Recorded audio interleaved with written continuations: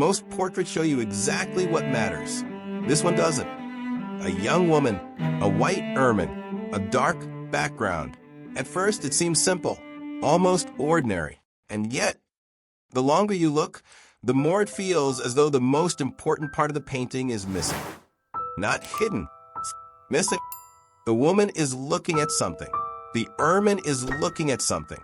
Even their bodies seem to react to the same invisible presence. But Leonardo never shows it to us. He gives us the reaction and removes the cause. That decision is stranger than it sounds, because most portraits are designed to direct your attention toward the subject. Leonardo does the opposite. Your eyes follow Cecilia's gaze, then the ermine's gaze, and suddenly your attention leaves the painting entirely. You begin searching for something that isn't there. The painting is known as Lady with an Ermine. Leonardo da Vinci painted it around 1489. The woman is Cecilia Gallerani, a young noblewoman living in Milan. But the remarkable thing is not who she was. It is how she was painted, because she doesn't feel posed. She feels interrupted. Look at her carefully. Her body faces one direction. Her head turns another. Her eyes move even farther. It is almost as if we are watching three moments at once. The body, the turn, the awareness, not a portrait, a transition. That was revolutionary. Most portraits of the Renaissance feel static. People sit, pose, present themselves. Cecilia seems caught in the middle of something. A second that has not fully finished unfolding. A moment suspended between before and after. And then there is the ermine. The longer you look at it, the stranger it becomes. It does not behave like an accessory. It does not behave like decoration. It behaves like a participant, almost as if it understands something. We do not. Curiously, real ermines are much smaller than the animal we see here, which has led some historians to believe Leonardo deliberately enlarged it, not to make it realistic, but to make it impossible to ignore. Look at its posture. Its muscles appear tense. Its head turns. Its gaze locks onto the same unseen point as Cecilia's. The animal seems every bit as aware as the woman holding it, and that creates a curious feeling. We are not looking at a woman with an animal. We are looking at two living beings, responding to the same event.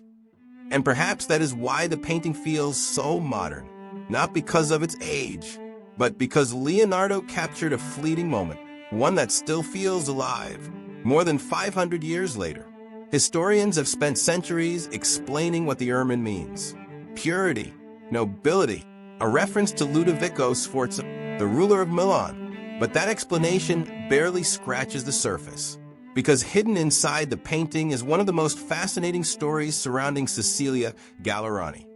Ludovico Sforza was not only the Duke of Milan, he was the man who supported Leonardo's work in Milan, the man who commissioned the painting, and perhaps most importantly, he was Cecilia's lover. Suddenly, the ermine begins to look very different. A few years before this portrait was painted, Ludovico was inducted into the prestigious Order of the Ermine by the King of Naples. After that, the animal became his personal emblem. Some even referred to him as the Ermine, which means the creature resting in Cecilia's arms may represent Ludovico himself. But Leonardo did not stop there. Renaissance artists loved visual wordplay, and the Greek word for ermine is Gal, a name strikingly close to Cecilia's surname, Gallerani. In other words, the animal may symbolize both of them at once, Cecilia and Ludovico, which creates a remarkable possibility. What appears to be a young woman gently holding an animal may actually be Leonardo's discreet way of portraying Cecilia holding the man she loved. That feeling may have more to do with Leonardo than with symbolism. Leonardo was obsessed with movement, not just how things looked, but how they changed, how a bird prepares to fly, how water changes direction, how a face changes expression, how a thought becomes an action. Most artists painted appearances. Leonardo wanted to understand life itself. Years later, he would explore many of these same ideas in another portrait, one that would become far more famous, the Mona Lisa. But many of those experiments seem to begin here. And perhaps that is exactly what we are seeing here. Not a woman being presented to history, but a woman reacting to the world around her.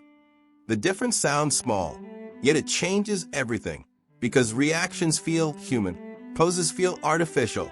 Even after 5 centuries, we instinctively recognize the difference. Even Leonardo's famous sfumato contributes to that effect. Edges dissolve, shadows merge, forms emerge slowly from darkness. Nothing feels rigid, nothing feels final. The painting seems suspended between clarity and mystery, as if Leonardo wanted us to feel uncertainty rather than escape it. That may be one reason why the portrait still feels surprisingly modern. 5 centuries separate us from Cecilia Gallerani, yet she feels more alive than many portraits painted hundreds of years later. Not because we know her story, but because we recognize her behavior. We've all turned toward an unexpected voice. We've all reacted before we had time to think. For a brief instant, Cecilia feels less like a historical figure and more like someone standing in the same room as us. And before we continue, if you're enjoying this journey through art, please consider liking the video and subscribing to the channel. It may seem like a small thing, but for a channel like this, it means a lot. Every like, every comment, and every new subscriber tells us that this work is worth continuing, especially because videos like these take many hours to research, write, and edit. And right now, we're creating these videos simply because we love sharing these stories. Your support helps more people discover the channel and gives us the motivation to keep creating more videos like this. Now let's continue. And yet the painting story did not end with Leonardo. In many ways, it was only beginning. Over the centuries, the portrait crossed borders, changed owners, survived political upheaval, and outlived entire governments. Yet through all those changes, the painting endured. Cecilia remained exactly where Leonardo left her, but the world around her changed completely.